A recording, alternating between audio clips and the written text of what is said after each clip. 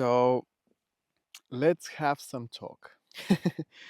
Let's talk about the pros and cons of living, let's say, a bit more luxurious compared to your typical camping on a tent, uh, or even with my caravan, which, if you haven't seen the full review, full tour of my caravan, you can watch it up here. Okay, the sun was just blasting in my face on the other side, so let me just adjust that real quick. Okay, maybe one. Oh, god damn it. So, now let's discuss this. Overall, the experience, the first 12 hours of camping in this caravan were quite satisfying.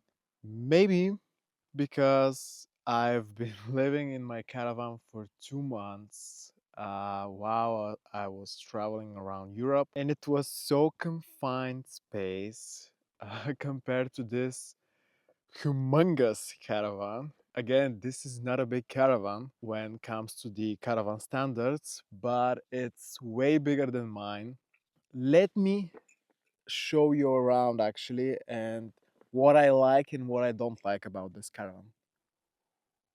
Okay, so as soon as we walk inside, apologize for the mess, but everything is as it is, and so there is no preparation. So I'm gonna show you how things are working around and how things worked out for me last night. So if we look on this side, this is the bed.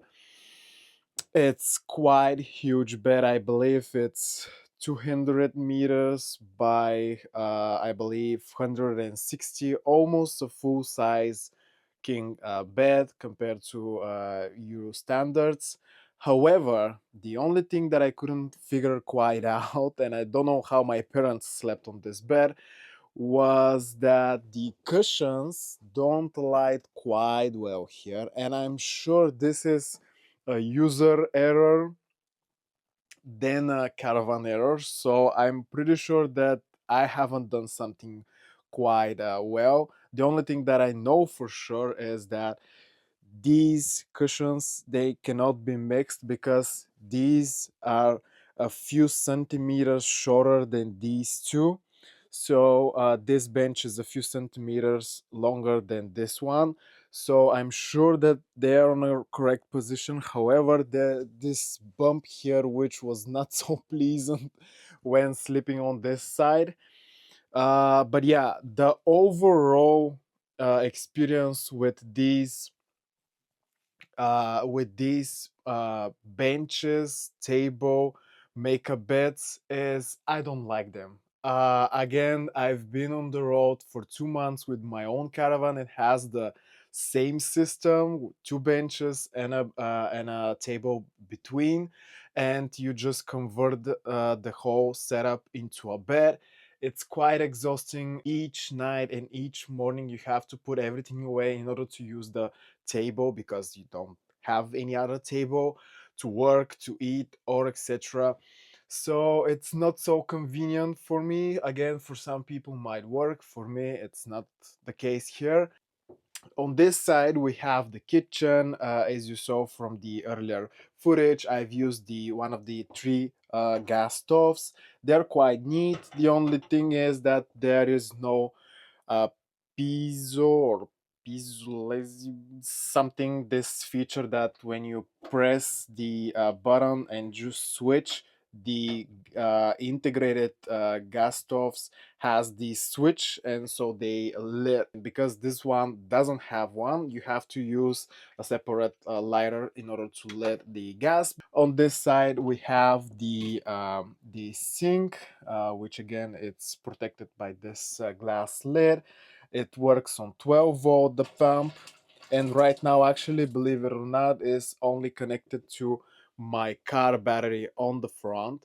so it uses all the power from the car and it does pretty good job. In my Caravan I have a diesel heater, and compared to this one, I've tested it a few times with my dad. Again, I haven't used it this night because it was quite warm outside, but the having a gas heater is, I believe, more cleaner and than having a diesel heater, because again, I've mounted these Chinese heaters in my own Caravan and I've used it a couple of times, and still it has this plasticky smell and it can't go away, and God know how much time it will take to leave that smell. So again, you don't have this issue with, especially with stocked manufacturer heaters that are on gas. So this is Truma.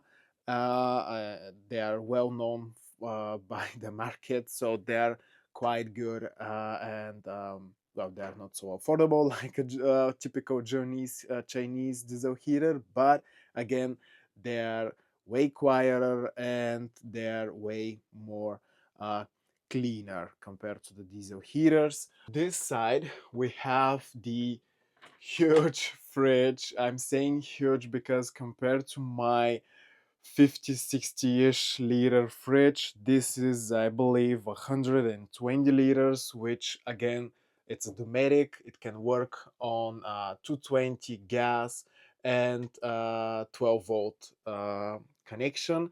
I'm saying huge because compared to a Caravan standards, again, this is a quite big fridge. You have here a fridge freezer, and it works quite well. It can work, it can run again on gas. My dad uses it all the time on gas, and it froze everything inside, and it's quite efficient. This is a big one. It's quite efficient compared to my Alpico, again, Chinese fridge. It's not efficient at all. It draws so much energy because it can't keep the temperature inside for longer, so it had to run all the time. Compared to this one, it's light years ahead. So yeah, definitely this fridge is a plus. On this side we have this 22-inch TV. When I was last night in the bed, I said to myself, well, this TV is so small, I won't be able to see anything. However, I'm blind as a bat, but so I had to use glasses. But uh, honestly, this is the really cool setup here, because this is not an original TV that came from with the Caravan. This is our own TV, but for this dimensions here, 22 to 24-inch TV would be a great idea to have while you're sitting on the benches or laying in the bed and watching some TV. If you hook, like we did with my dad, with some Google Cast or any of the Android TVs, you have Netflix and YouTube, like I did last night, and I've enjoyed watching them. So this is a big plus for me, because again, in my Caravan I had a portable battery powered projector, which I've never used during these 2 months I was on the road. So having this thing, it's a plus for me, because it's because of the convenience, because you don't have to put it away. It's already there and you just have to press the button and just turn it on and use it. On this side, as you saw, it's like a bus here. I mean, these compartments are huge. You can put so much stuff inside: clothing, bedding, or whatever you would like to, but these are quite big. All of the bedding, and then just in a few seconds I'm going to show you how you can put out the bed again, and everything. All of this is tucked away in these cupboards. So let me just fold these sheets and take away the pillows. Again, I'm gonna show you in real time how much time it took to put away the bed and convert it again back to the original state of having the two benches. Okay, so without more complaints, this is the table, this is the whole setup, and as you saw from the last night video, it's quite a hustle to put everything back together and convert this into a bed. So it will be more convenient to have a fixed bed apart from converting a bed each time during the day to use it in a different scenarios. So we're gonna latch this, and probably the biggest thing for me is how light it is inside. I mean, there is nothing compared to that, and especially with this skylight, it really brightens up the space, and I really love that. Maybe I just slightly I regret closing my front window on my Caravan because it made it a bit more darker than it was obviously with it on. So looking at these windows, it's quite satisfying to see how bright it could get during the day. But again, there is another downside of this, is that more light during the summer means more heat going inside. So you see, there is pros and cons in having so many windows, because you had on the kitchen there, you had even one on the door. they they all have blinds, obviously, but the problem with this Caravan is that there is no AC here. There is only this Dometic um, skylight. And again, if you open up all the windows on each side, there is a breeze that goes inside and just cools you down. But in direct sunlight like we are, and if we were during the summer, it would be a nightmare to stay inside without any shades, especially if you haven't parked on a place with a shade. It will be a nightmare sitting here. Compared to my bathroom in my own Caravan, this bathroom is humongous. Again, it's quite huge. You can stand up inside. However, there is one disadvantage of it, and I'm gonna show you right now. So if I stand up inside, you can see it's quite huge. Again, I believe here you can stand up even if you are 2 meters tall. You won't be having any issues inside, because there is even a skylight that you can open up, and you can have even more space, and you can have fresh air going in and out just to freshen up the smells that could build up from the toilet. However, the only problem, and this is probably the biggest problem that I have with this Caravan, with this bathroom in this Caravan, is that this specific bathroom has never been made to be used to take showers inside. I mean, you can use some fixtures. Again, my dad changed the original one with this fixture, so you can use it just so you can wash your feet. I don't know, maybe wash your private areas as well. But just take this away. Okay, this Caravan, as you can see, this is the back side of the bathroom, and there is actually a hole. There is a hole here. There is a hole on this side as well here, on these sides as well, there on the back as well. And I know that some Caravan maniacs and enthusiasts will say, well, you can just caulk it a bit with some silicone or whatever, and you will be solved. Well, this is not the case. This is a moving vehicle. Not everything stays that way.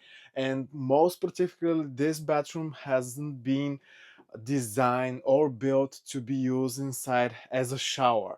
And what bothers me the most is that even up to date, the latest models have this setup of bathroom, and they haven't been designed to be used as a shower, because again, If you shower inside, there is no curtain, so if we close, let me just show you. If we close the door, you can see what big of a gap there is, and so you have to use a shower curtain. There is no shower curtains hooks here. Again, you can put some, but it hasn't been built for that. So again, if we shower inside, you can see how small space we have. It's not that, it's the fact that there are so many gaps and you can't hide them. We tried, as you can see, my dad tried to use these strips, these PVC strips that are used in the kitchens, just so you can wrap around these edges, but again, it doesn't work that way. So you're left with this space. I believe the issue with this space is that is a waste of space, because if they build this showering area just so you can have shower indeed inside, it will be a massive game changer for me personally. Again, many people, they don't use their inside showers for one or for other reason, because many of them, they're camping on a campsite, so there are showers and bathrooms that you can use, so you don't have to use your own inside the caravan. But for me, having such space, it's such a waste of space, mostly because you can't use its full potential, and that is to use it as a toilet, to use it as a shower. I believe this is the last thing that I could show you. This is the control panel. You have all the lights here. I think I've showed you last night how you can use them all. This is floor heating, so it would be really nice if we had those, but unfortunately, probably it's an optional feature that is fitted on some caravans, but unfortunately not on this one.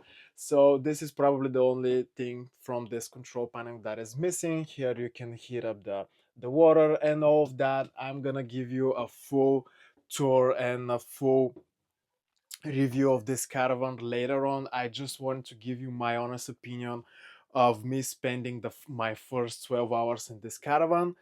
Overall, my opinion of this German hobby 390 model caravan is that it's quite unique, it's quite big compared to my own caravan, and it's quite new actually. And as you can see, although it's 12 years old, it's in really pristine and good condition, has been kept quite well during these past years.